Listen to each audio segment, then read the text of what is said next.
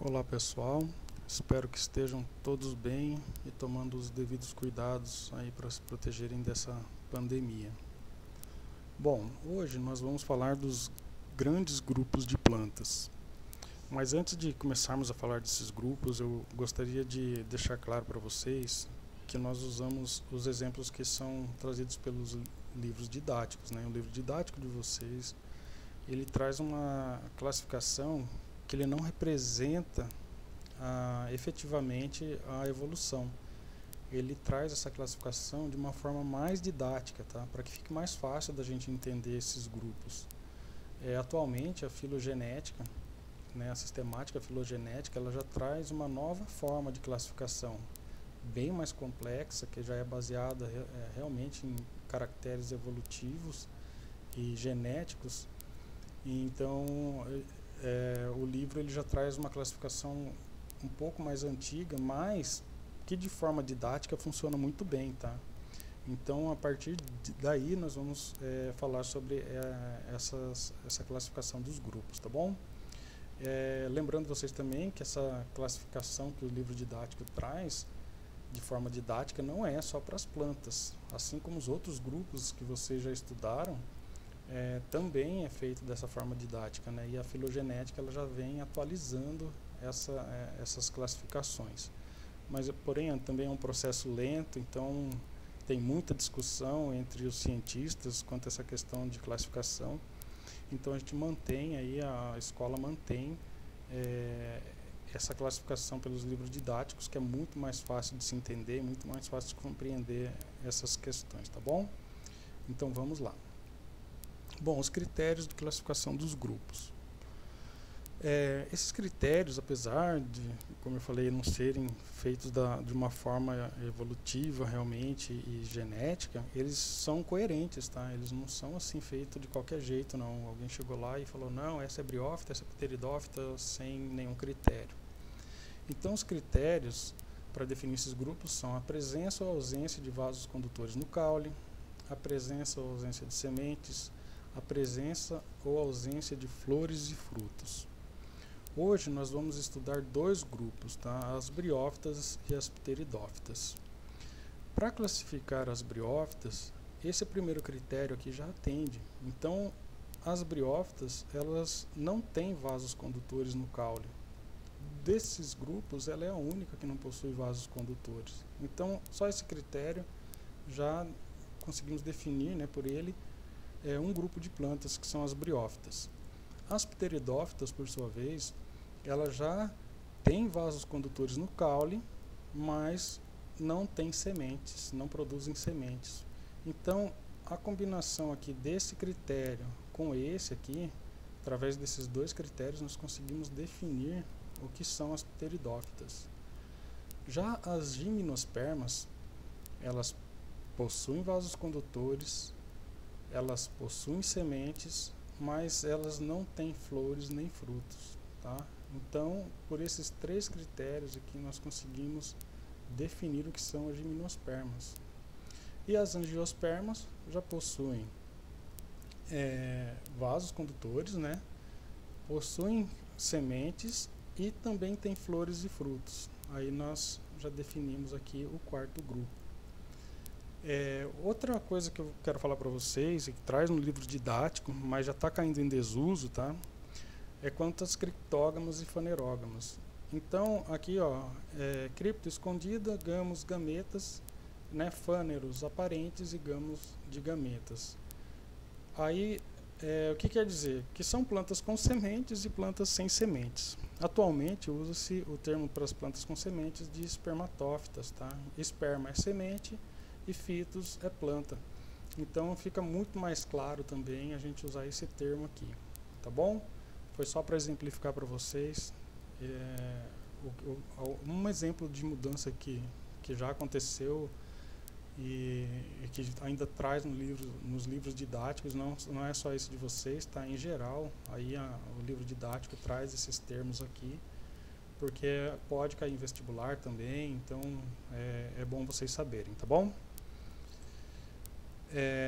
Então, como nosso primeiro grupo aqui vão ser as briófitas, elas foram as primeiras plantas a terem um embrião multicelular, né, a terem arquegônios e anterídeos, que são as estruturas onde são produzidas os gametas. A partir das briófitas, então, todas as plantas produzem um embrião multicelular. Mesmo os outros grupos, pteridófitas, gimnospermas e angiospermas, elas produzem embrião multicelular, tá? Então, o que são as briófitas? A título de curiosidade, tá? As briófitas, brion quer dizer musgo e fiton plantas. Então, briófitas quer dizer planta musgo. E aí a gente tem já aqui um musgo para mostrar, representar esse grupo. Então, o que são as briófitas? São plantas avasculares, não possuem um sistema vascular de transporte de seiva bruta, xilema, e nem seiva elaborada, que é o floema, né? Também não tem sementes, nem flores, nem frutos. Aí elas são representadas por mais de 10.000 espécies de musgo, por mais de 9.000 espécies de hepáticas e mais de 100 espécies de antóceros, né? Os musgos são os mais comuns que nós encontramos. As hepáticas aqui, elas têm esse nome porque o formato da folha delas aqui, da folha não, da planta, né? Que aqui não é uma folha, é uma planta. O formato da planta, ela lembra o formato de um fígado. E hepatos significa fígado, então elas são hepáticas simplesmente por lembrarem o formato de um fígado, tá? E aí também nós temos os antóceros aí, que já são em menos espécies, mas que também estão espalhados pelo mundo todo, tá bom? Habitat e ecologia. Eu gosto de falar um pouquinho da ecologia das plantas, porque eu acho importante que a gente conheça as interações que os seres vivos têm entre si, né? É bom a gente saber, porque às vezes a gente vê uma planta e fala: o que essa planta está fazendo aí? Eu vou cortar isso aí que não serve para nada. Às vezes não serve para nós seres humanos, mas para outros seres vivos ela pode ser bem útil, né? Não só as plantas, como animais também, e outros seres vivos aí que a gente encontra na natureza. Então, o habitat das briófitas, em geral, tá? Elas são encontradas em locais com grande umidade e ou sombreados, né? Então, normalmente você vai encontrar elas onde tenha uma boa umidade, para que ela se mantenha sempre hidratada, porque ela perde água com muita facilidade, tá? Então, elas vão ser encontradas em locais com sombra e umidade ou umidade, né? Nem sempre é tão úmido, nem sempre é tão sombreado, mas tem que ter pelo menos um pouco dessas características para que elas possam se desenvolver. Elas são importantes porque elas servem de viveiro para outras plantas maiores. Então, quando a gente passa aí por uma mata e encontra ali uma quantidade de musgos assim, né, como aqui nessa foto, provavelmente se cair sementes de uma planta maior nesse solo, ela vai encontrar um solo com boas condições para germinação. Pode não germinar, porque não depende de outros fatores também, mas ela vai ter uma boa condição, porque esses musgos eles armazenam grande quantidade de matéria orgânica e ajudam a manter o solo um pouco mais com um pouco mais de nutrientes, né, com maior quantidade de nutrientes nesse solo. Então elas servem até como berçários para essas plantas, né? Elas também são abrigos para a microfauna. Normalmente nesses locais, principalmente aí os artrópodes, né, insetos, animais bem pequenos, conseguem sobreviver aqui. E aqui eles conseguem abrigo, alimento, né, e locais aqui para que eles consigam se desenvolver aqui entre os musgos. Também servem para manter a estabilidade do solo. Tem algumas briófitas que são as turfas mesmo, elas estão em lugares normalmente com muita água, muita umidade, e elas conseguem reter ali uma grande quantidade de água e manter aquele solo ainda assim sem erosão, tá? Também tem, eu não coloquei aqui como um tópico, mas nós temos também a questão econômica, tá? As turfas mesmo, elas servem aí para alguns países mais frios. Eles usam a turfa, desidratam a turfa, né, colhem ela e daí eles desidratam a turfa para queimar e servir como fonte de calor no inverno. Serve também para trato de animais, né, para servir para fabricar ração, ou mesmo in natura, eles secam e serve para trato de animais. Também vocês forem aí em lojas de artesanato, vocês vão ver que tem aqueles pacotinhos com musgo, né, muito usado em artesanato, então tem um valor econômico também. Outra coisa que eu vou deixar para vocês depois assistirem é um vídeo bem curtinho, tá, que se passa na Alemanha, que os cientistas estão desenvolvendo. Tem um projeto que é de melhoria da qualidade de ar e é feito com briófitas. Então o ar passa por uma parede onde tem um canteiro vertical de briófitas, né? E ali elas captam partículas de poluentes que estão na atmosfera e retém, e atrás dessa parede o ar já sai com bem menos partículas e poluição. É bem interessante o vídeo, é bem curtinho também, tá bom? E também, eu já ia esquecendo de falar aqui, elas servem também como bioindicadores. Como vocês vão ver aí no vídeo, né, que elas captam essas partículas que ficam na atmosfera, elas retêm essas partículas. Então, às vezes um estudo de poluição de ambiente, você consegue fazer verificando as briófitas, pelas partículas de poluentes que elas estão abrigando ali no corpo delas, dá para se fazer um estudo. Também tem algumas que são mais resistentes a ambientes antropizados, né? O homem foi lá e fez alguma alteração no ambiente e as espécies mais sensíveis desaparecem e ficam aquelas mais resistentes. E aí indica que ali pode ter tido alguma alteração antrópica ou está tendo alguma coisa que está alterando aquele ambiente. Então elas servem também como indicadores, de bioindicadores, né?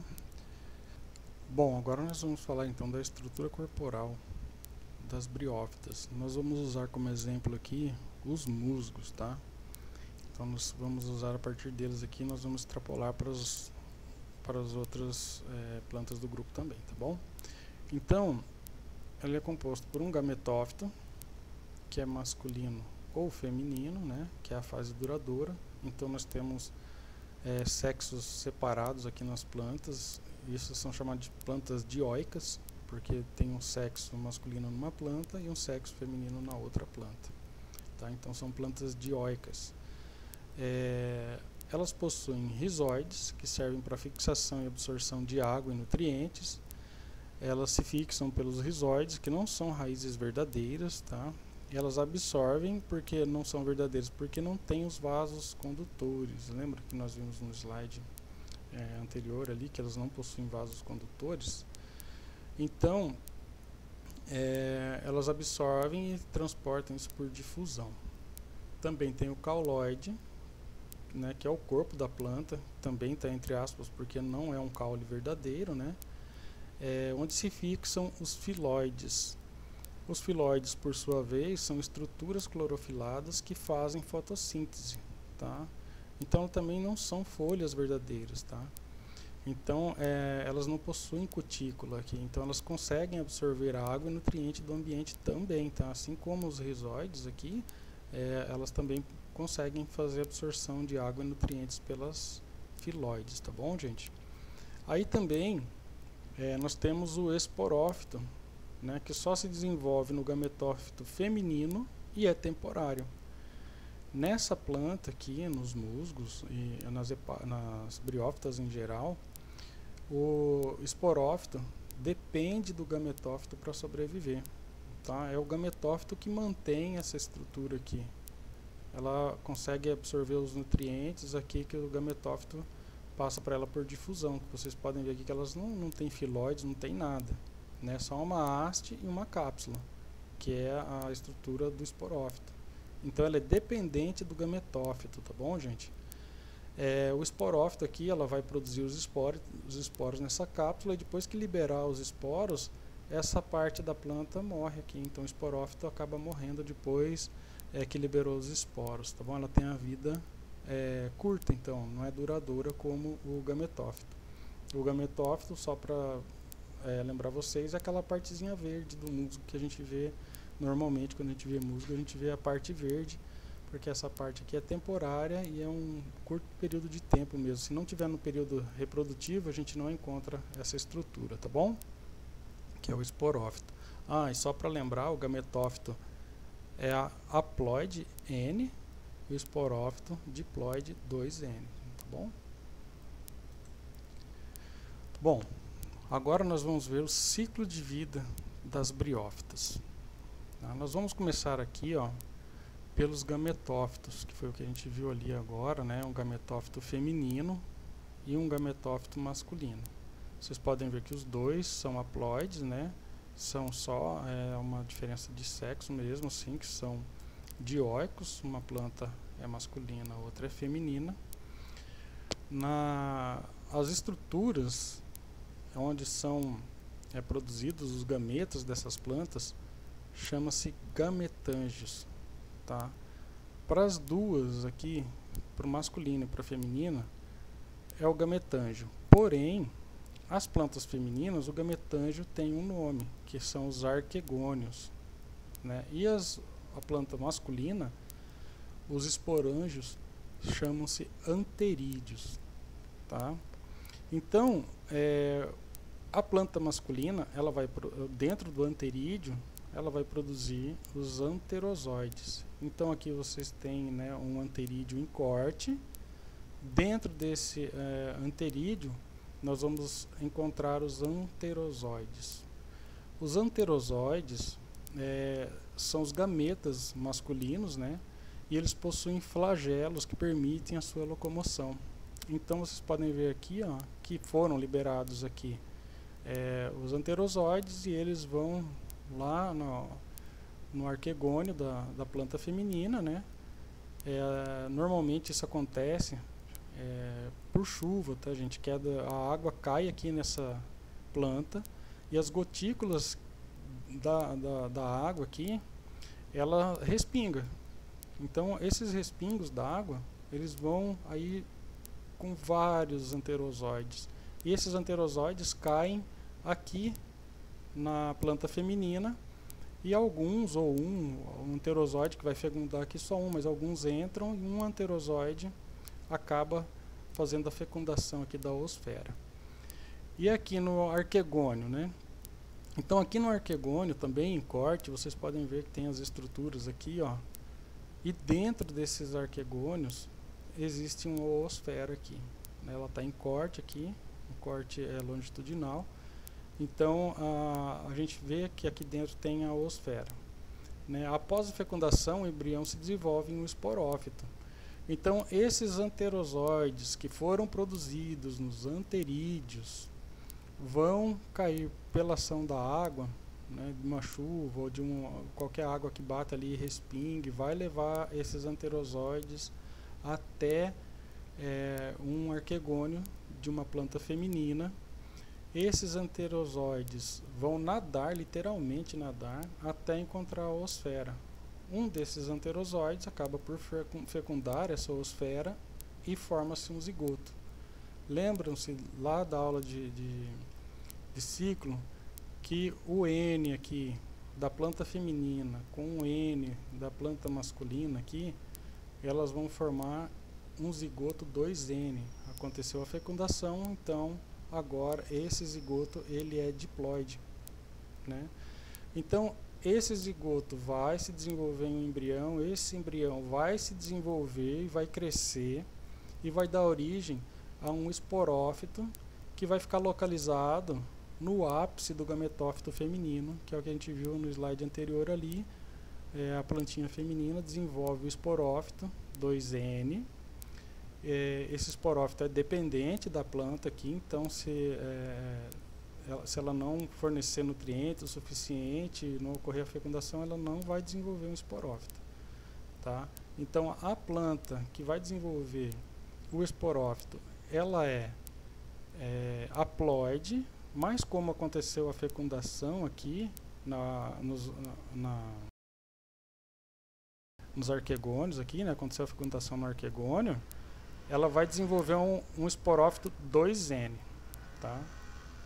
Esses esporófitos, por sua vez, eles vão produzir os esporos. Lembra que daí dentro aqui os esporos vão se multiplicar por meiose, tá bom? Esses esporos aqui vão ser N, tá? Os esporos vão ser liberados para o meio ambiente, caindo no substrato, no solo ali, eles encontrando condições, tá, de se desenvolver, eles vão germinar e vai desenvolver um outro gametófito. Dependendo do esporo, ele vai ser masculino, dependendo do esporo, ele vai ser feminino, e vai acontecer o processo todo novamente, tá bom? Então não se esqueçam, tá? Aqui, essas plantas aqui, uma é masculina, uma é feminina. Os masculinos produzem anterídeos, as femininas produzem a oosfera.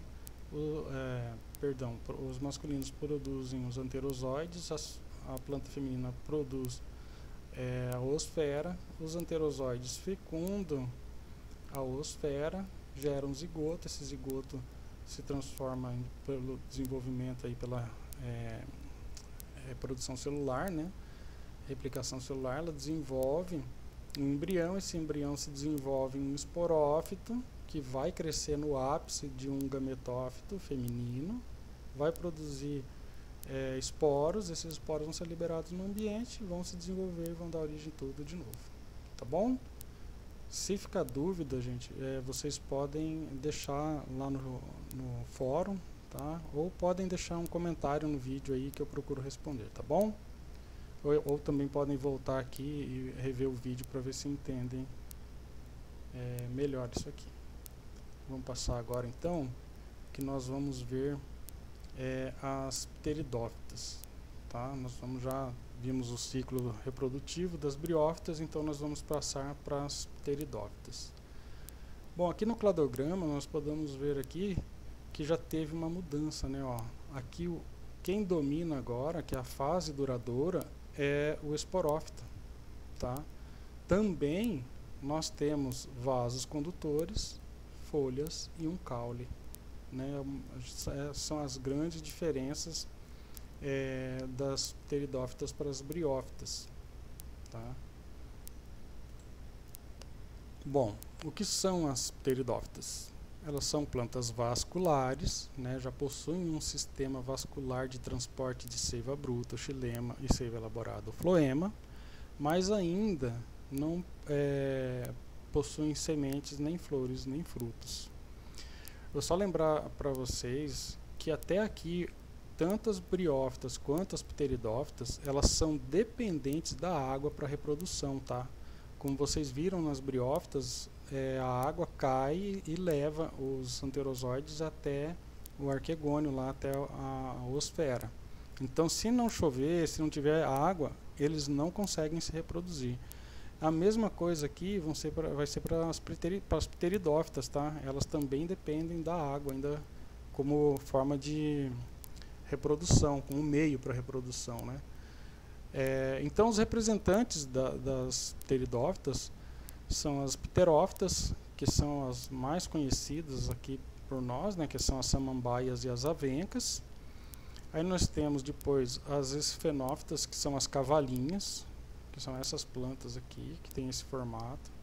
Aqui é onde fica o anterozoide delas, aqui, ó, perdão.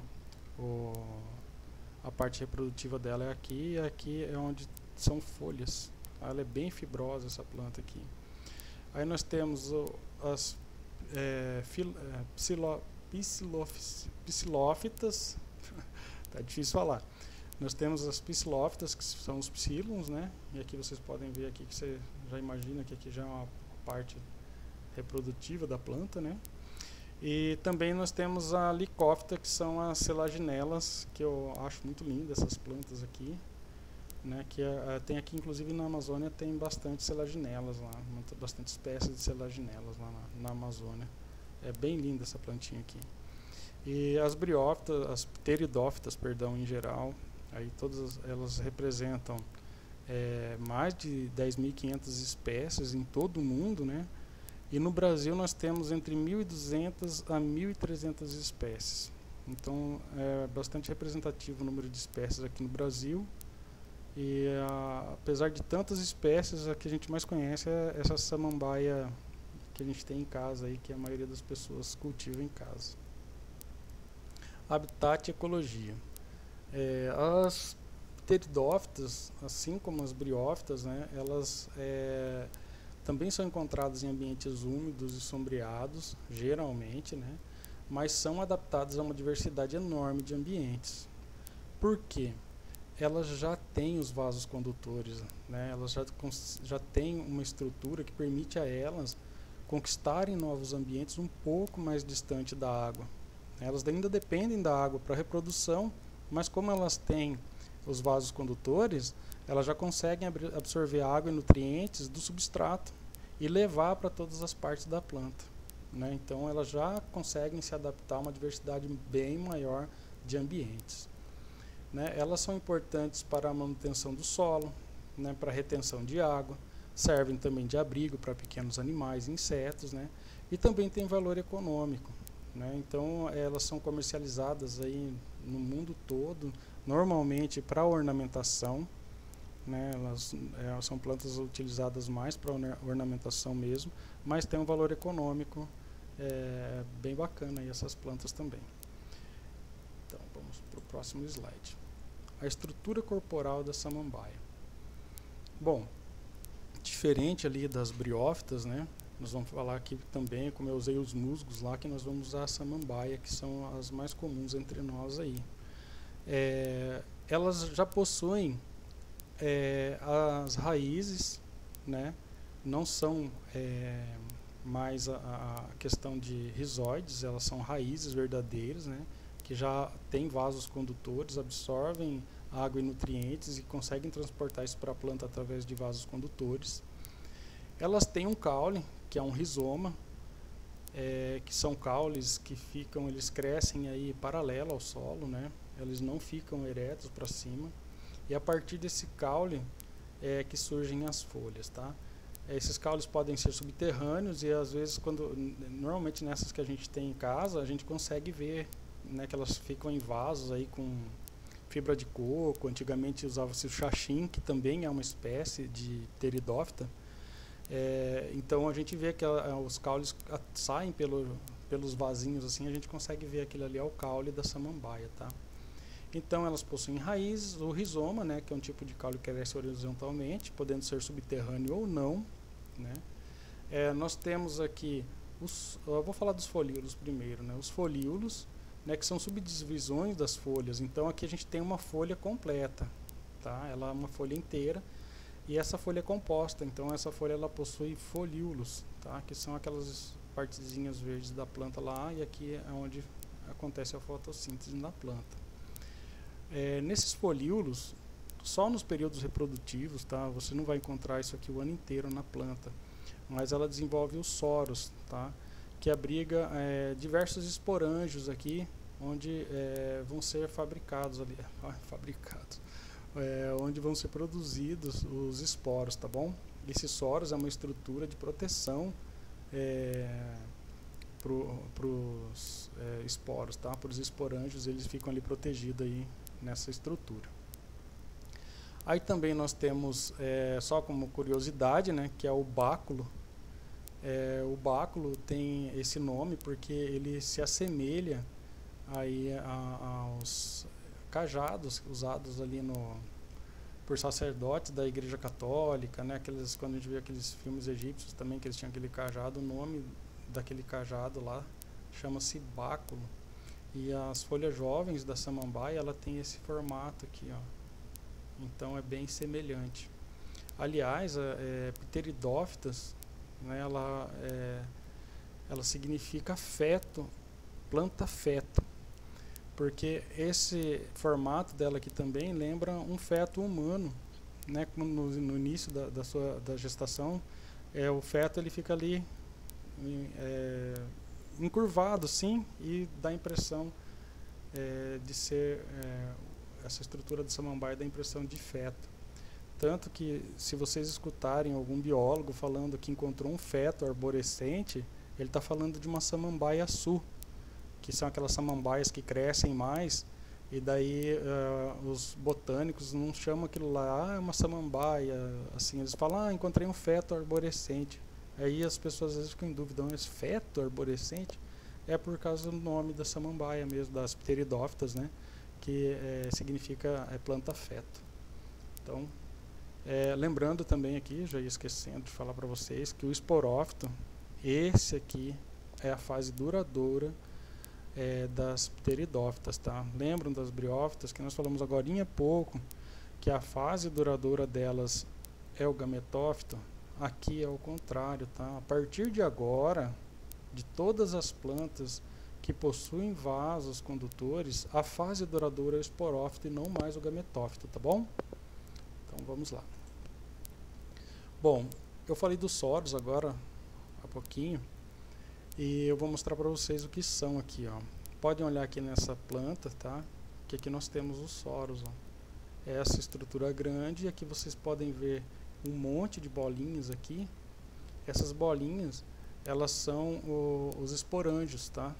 Dentro dos esporângios ficam armazenados os esporos.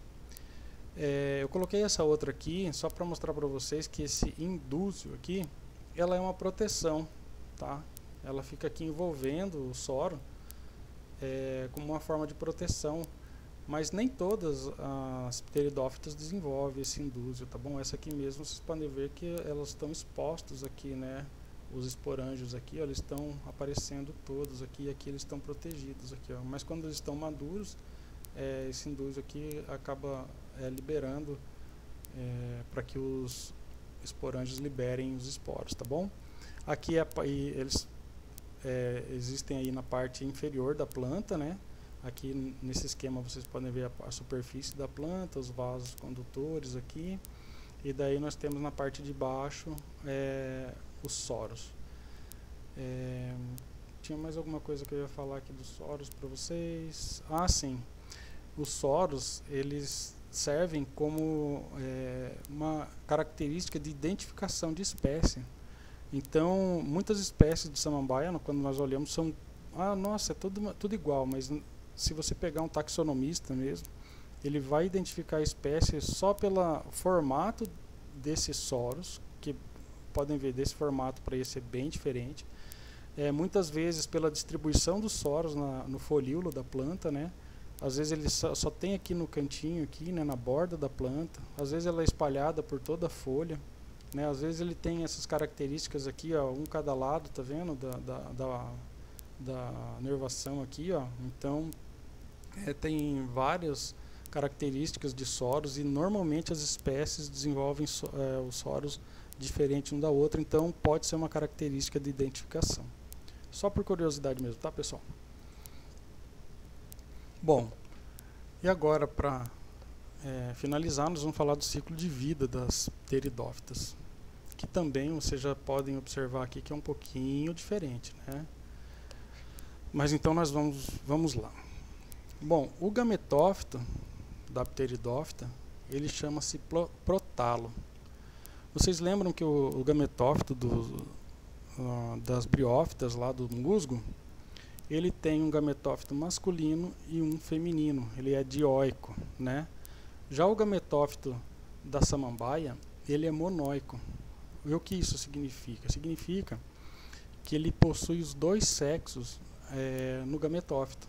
Então, essa partezinha aqui de cima é onde tem o arquegônio, tá? Que é a parte feminina, onde vai ser produzidas as oosferas, tá bom? Nessa parte aqui de baixo, não são isso aqui, tá? Não é isso aqui são os rizóides desse gametófito. Aqui nós temos os anterídeos, onde vão ser produzidos os anterosóides, tá bom? Então, o nome dessa fase, que não é a duradoura da planta, que o gametófito ele é temporário, é só também para reprodução, o nome dessa parte é protalo. Tá? E o protalo ele é então monóico ou hermafrodita, né? Tem os dois sexos numa única planta. Uma vez que ela produz arquegônios que vão produzir as oosferas, né, e produzem os anterídeos que vão desenvolver aí os anterosóides, O anterídeo aqui, quando ele libera esses anterozoides, que também são flagelados, tá? Se tiver em condições e tiver água, eles vão nadar até o arquegônio aqui, vão penetrar aqui na estrutura do arquegônio e vão fecundar, né? Um deles vai fecundar uma oosfera e vai dar origem ao zigoto. Então o anterozoide sai do anterídeo, nada até o arquegônio, encontra uma oosfera, fecunda essa oosfera e a partir daí, se tiver condições, né, específicas ali, as condições adequadas, né, as condições adequadas, vai desenvolver um esporófito. A princípio, esse esporófito ele vai se nutrir do próprio protalo aqui, até ele desenvolver raízes, né, e um esporófito aqui, o embrião do esporófito começar a se desenvolver, ele vai se nutrir do próprio protalo aqui do gametófito, que acaba sendo absorvido e desintegrando aí no meio ambiente.